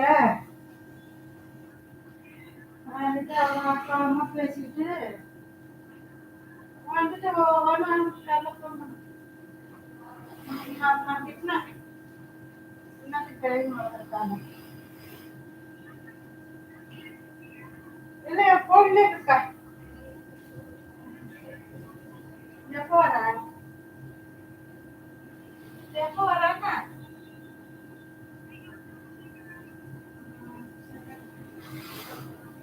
நீயே சொல்லிருந்தா நான் எதனா ஞாபகம் வச்சு கொடுத்துருக்கேன். சங்கத்தில் இல்லாட்டி நானே கொடுத்துருக்கேன் காசு. அதுக்குதான் எனக்கு மாட்டிச்சு. நானும் சுரேஷ்கிட்ட வாங்கினேன் 500 ரூபா. அதுக்கே திட்டி கொடுத்துருக்கான். அவனுக்கு வேலை இல்லையா இல்லையா? நீ எப்போ பார்த்தாலும் நீ சமுத்திரம் வாங்கினாக்க என்னைய காசு கேட்கலையே.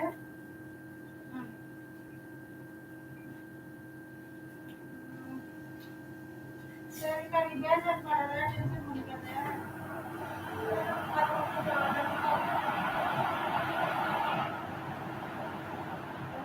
பூஜை நக்கத்துக்கு ஆங்காத்துலாம் ஏன் பூஜை நக்கத்துக்கு அவன் சாப்பிடாதுப்பா சொல்லு.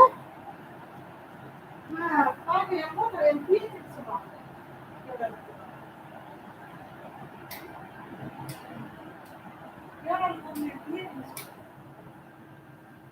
நல்லா வாட்டமா தேவையா இருக்கும்.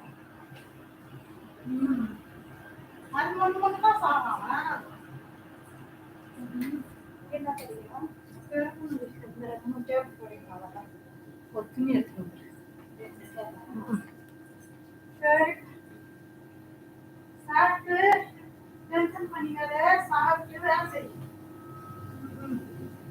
டென்ஷன் பண்ணிட்டு என்ன பண்ணுவாங்க சொல்லு. துணினால ஓடுறவங்க இந்த ஆழம் போகல. என் தலைய சுகர் வீட்டு ஜாஸ்தியானதே இவ்வளவு தான். இந்த நல்லா அதான் 180 80 வயசு பண்றா. ஒர்க் அவுட் வேணும். நீ உட்காந்துறான். அது கொழுப்பு அளவுக்கு எப்படிக்கா பார்க்கலாம். இன்னும் பணிமனை தட்டு ஆகும். பணிமனை செலவு ஆகும்.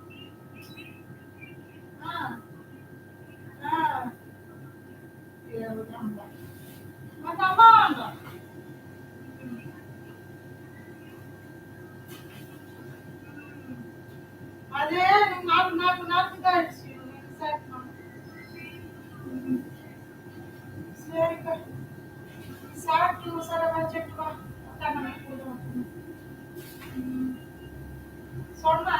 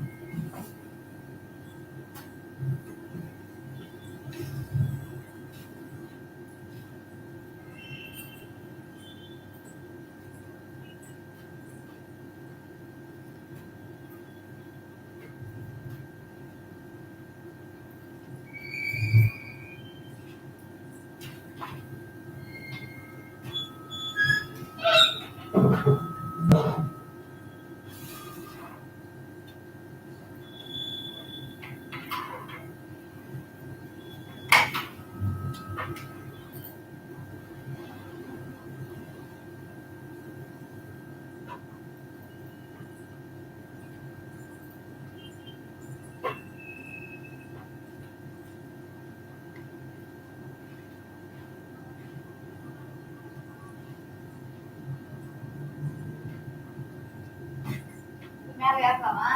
அது மேல ஏறு. அங்க திறக்காத இந்த டெம்பிள் காலி பாட்டில இருந்து எடுக்கிறேன்.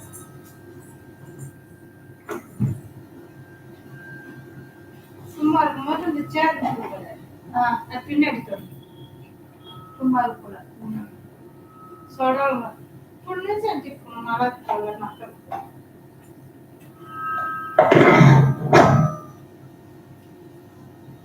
என்னடி அத்தை? ஒண்ணு அது கடந்த முன்னாடி தேவை.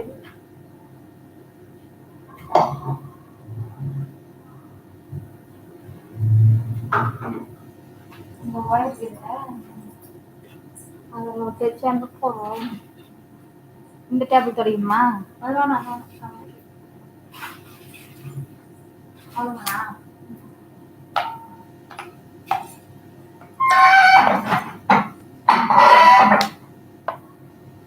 நான் கொஞ்சம் அப்படிட்டேன் ஆ? நான் சொல்ல மாட்டேன் ஈஸியான வேலை தான். ஈஸியான வேலை தான். இவ்வளோ நேரத்தோட விட்டா.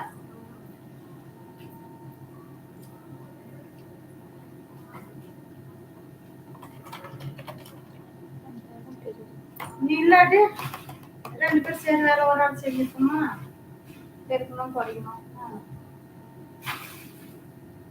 எனக்கு கீழே கூட பெருக்கிறதுக்கு அவ்வளோ வழி தெரியல. இந்த டேபிள் சொல்லிருக்கு அவசர அவசரமா போகிறோம் ஒரு டைம் ஆச்சுங்க. முட்டி முட்டி இடிச்சு வேண்டியது அந்த டேபிள்ல. நான் வாங்க பிடிச்சிடும் ஒரு வீடு வச்சுக்கலாம் வீடு போடுறது இது போடுங்க 6 மரம் பேசி என் புடவை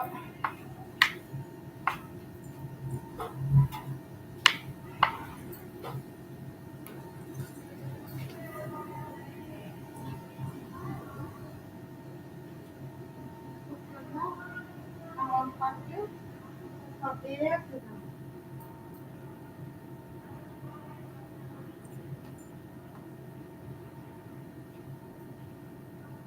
இதுக்குள்ளே ரூம் இருக்குதா? நம்ம இந்த ரூமு புக் வைக்கிறேன்